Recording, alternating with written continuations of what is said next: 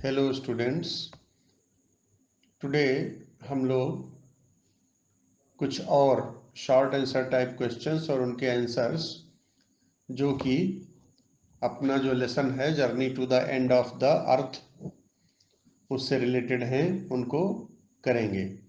4 questions हम लोगों ने पिछले टर्न पर डिस्कस किया था, जो आप सभी भैयाओं ने अपने रजिस्टर में नोट कर लिया होगा। अब आज क्वेश्चन नंबर 5 देखिए, ध्यान से सुनिए और समझिए। How has Antarctica sustained itself and managed to remain pristine. एक वर्ड आया है इस क्वेश्चन में, सस्टेन। तो सस्टेन का मतलब होता है बनाए रखना, सब या कह सकते हो इंग्लिश में support. How has Antarctica supported itself, sustained itself का मतलब क्या हुआ, सपोर्टेड इटसेल्फ। एंड मैनेज्ड मतलब प्रबंध किया, इंतजाम किया है। टू रिमेन प्रिस्टाइन माने अपने मूल रूप में बने रहने के लिए। मैंने कहने का मतलब यह है कि अंटार्कटिका महाद्वीप ने किस प्रकार से अपने असली रूप में, प्रिस्टाइन बने असली रूप में या मूल रूप में बने रहने का प्रबंध, खुद को बनाए रखने का प्रबंध किया है। माने अंटार्कटिका आज के सैकड़ों साल पहले, हजारों साल पहले जैसा था वैसा ही क्यों बना हुआ है, किस तरीके से वो बना हुआ है उसी अपने मूल रूप में। तो देखिए आंसर ध्यान दीजिए।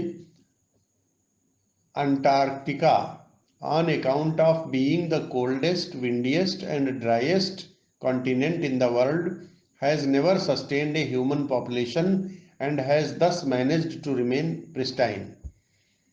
अंटार्कटिका महाद्वीप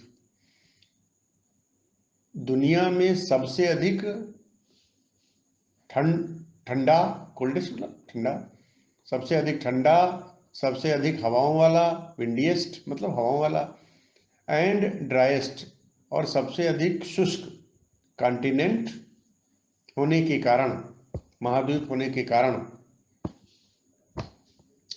has never sustained a human population, कभी भी ह्यूमन पॉपुलेशन को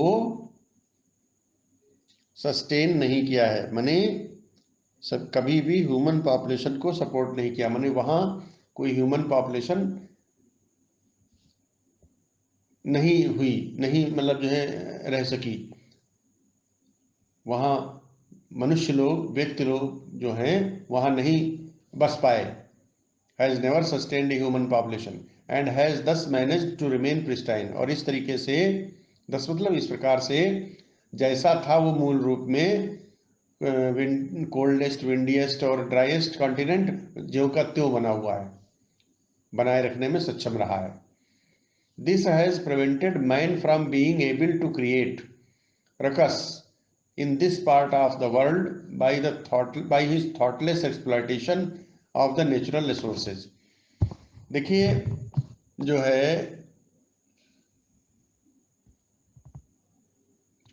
मानव ने नेचुरल रिसोर्सेज माने जो प्राकृतिक चीजें हैं, प्राकृतिक जो संसाधन हैं, उनका विवेकहीन रूप से एक्सप्लॉयटेशन किया है, मैंने उनका शोषण किया है। लेकिन अंटार्कटिका जो है वो विंडिएस्ट, कोल्डेस्ट और ड्राइएस्ट कॉन्टिनेंट होने के कारण उसने मनुष्य को क्या किया है, रोक दिया है, मनुष्य को सक्षम नहीं होने दिया इस पार्ट में हंगामा मचाने के लिए। रकस मतलब हंगामा, माने ये नहीं कि वहां जाकर के और नेचुरल रिसोर्सेज माने जो प्राकृतिक संसाधन हैं उनका शोषण करना शुरू कर दिया हो।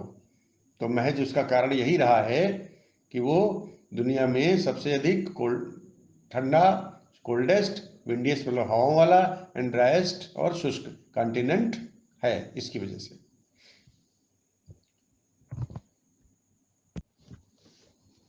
Now look at question number 6। How is Antarctica A crucial element. Crucial element का मतलब है important element. How is Antarctica A crucial element in the debate of climate change. Climate change पर जो डिबेट होता है तो उस डिबेट में अंटार्कटिका महाद्वीप जो है वह एक इम्पॉर्टेंट एलिमेंट किस प्रकार से है, ये बताना है। तो आंसर देखिए, Antarctica is a crucial element not because it has no human population. Antarctica एक इम्पॉर्टेंट एलिमेंट है not because it has no human population, इस कारण से नहीं है कि वहां पर कोई ह्यूमन पॉपुलेशन नहीं है, मानव जनसंख्या नहीं है, बल्कि but because it holds in its ice cores 500,000 year old carbon records. बल्कि इसलिए है क्योंकि because it holds in its ice course, यह अपनी जो बर्फ की कोर्स हैं 500,000 ईयर ओल्ड, लगभग 1 मिलियन इक्वल टू 10 लाख, लगभग 5 लाख पुरानी जो कार्बन रिकॉर्ड्स हैं, कार्बन के जो रिकॉर्ड हैं,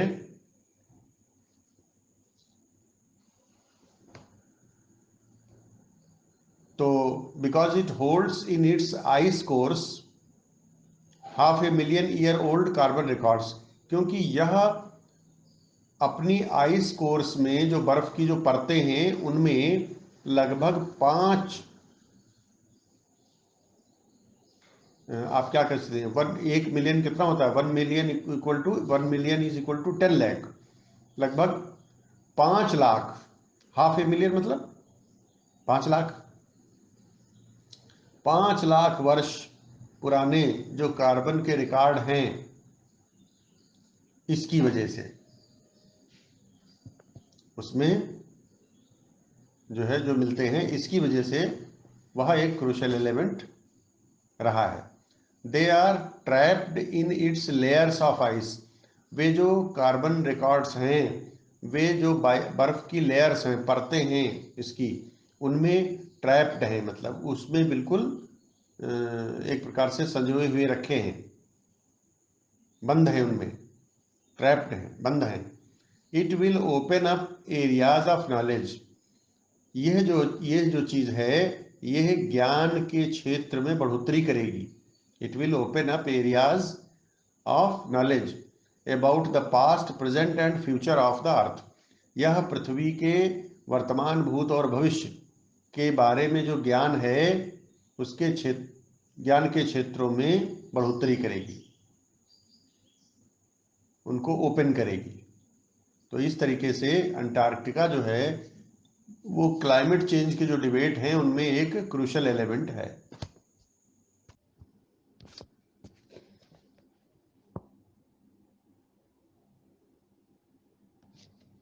what are phytoplanktons. Question number 7 जो है अपना वो ये है कि व्हाट आर फाइटोप्लैंक्टन्स, फाइटोप्लैंक्टन्स क्या होते हैं। तो देखो बच्चों, फाइकोप्लैंक्टन्स जो होते हैं ये सागर की एक प्रकार से समुद्री घास होती है।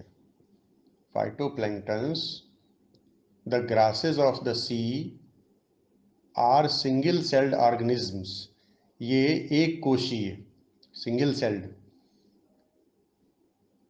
ये प्लांट्स होते हैं, समुद्र में होते हैं, समुद्री घास होती है, समुद्री पौधे होते हैं, एक कोशीय, living in the southern ocean, और जो साउदर्न ओशन है, जो दक्षिणी महासागर है उसमें।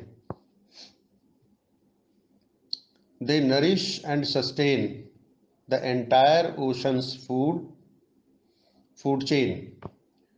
नरिश मतलब पोषण करना, दे नरिश एंड सस्टेन, वे पोषित करते हैं, दे नरिश एंड सस्टेन, वे पोषित करते हैं और कायम रखते हैं,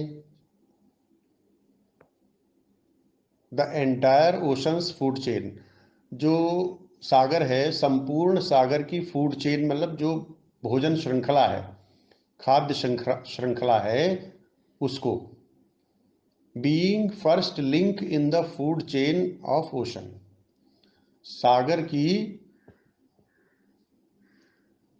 being first link in the food chain में जो खाद्य श्रृंखला है उसमें फर्स्ट लिंक होने के कारण, सागर की फर्स्ट लिंक होने के कारण।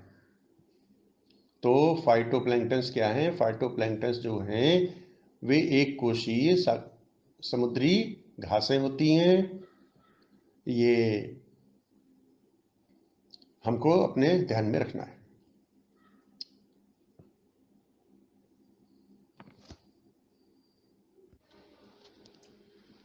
Now question number 8, what was the chief aim of the student on ice program? जो स्टूडेंट ऑन आइस प्रोग्राम था उसका प्रमुख उद्देश्य क्या था?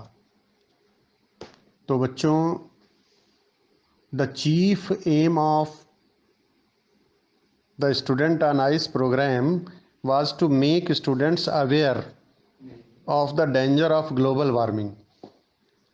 स्टूडेंट ऑन आइस प्रोग्राम का मुख्य उद्देश्य था विद्यार्थियों को ग्लोबल वार्मिंग के खतरों से अवेयर कराना, माने जागरूक कराना।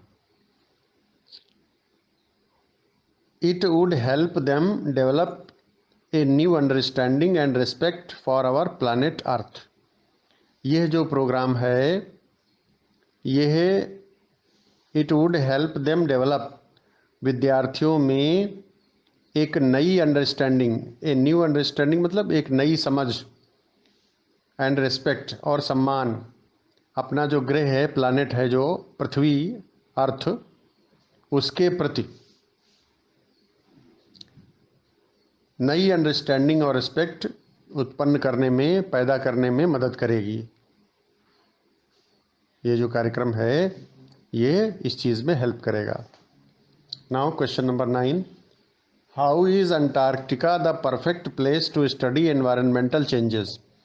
अंटार्कटिका एनवायरमेंटल चेंजेस का अध्ययन करने के लिए, जो पर्यावरणीय परिवर्तन हो रहे हैं उनका अध्ययन करने के लिए परफेक्ट प्लेस कैसे है? तो बच्चों, Antarctica is the perfect place to study environmental changes. Antarctica जो है वह पर्यावरणीय परिवर्तनों के अध्ययन के लिए परफेक्ट प्लेस है, एक उपयुक्त स्थान है, सबसे बढ़िया स्थान है। Because it has quite a simple ecosystem, क्योंकि यहाँ का जो इकोसिस्टम है, जो पारिस्थितिक तंत्र है, वो बहुत सरल है। इट लैक्स बायोडाइवर्सिटी, यहाँ जैव विविधता नहीं है। But in the past it created a variety of flora and fauna, हालांकि अतीत में यहाँ पर जो जलीय फ्लोरा एंड फौना मतलब वनस्पतियाँ, एक विशेष प्रकार की वनस्पतियों को इसने उत्पन्न किया। लेकिन यह जो प्लेस है अंटार्कटिका, यह एक परफेक्ट प्लेस है किस चीज़ के लिए? एनवायरमेंटल चेंजेस के अध्ययन करने के लिए। Now question number 10, what could be result of the effect of global warming on Antarctica? Global warming का अंटार्कटिका पर प्रभाव क्या हो सकता है? तो बच्चों, the result of the effect of global warming on Antarctica could make Antarctica ice sheet melt. The result of the effect of global warming on Antarctica. Global warming का अंटार्कटिका पर जो प्रभाव होगा उसका परिणाम हो सकता है, क्या हो सकता है? It could make Antarctica ice sheet melt, यह अंटार्कटिका की जो आइस शीट है उसको पिघला सकती है। बर्फ की जो शीट है वहाँ की, वो पिघला सकती है। The water level in seas and oceans can be increased, और जो सागर हैं, समुद्र हैं, उनका जो वाटर लेवल है वो बहुत अधिक बढ़ सकता है। And many areas of the earth will be submerged under water, और बहुत सारे पृथ्वी के जो एरियाज हैं वे पानी में डूब जाएंगे। That means the destruction of people, इसका मतलब यह है कि लोगों का विनाश, माने जो मानव है मनुष्यों का विनाश। तो इस तरीके से जो ग्लोबल वार्मिंग है उसका अंटार्कटिका पर प्रभाव हो सकता है। तो बच्चों ये इसके कुछ और इम्पोर्टेंट शॉर्ट क्वेश्चंस और उनके आंसर्स थे, ये मैंने डिस्कस कर दिए। सभी भैया इनको भी अपने रजिस्टर में अच्छे से नोट कर लेंगे और फिर तैयार करेंगे।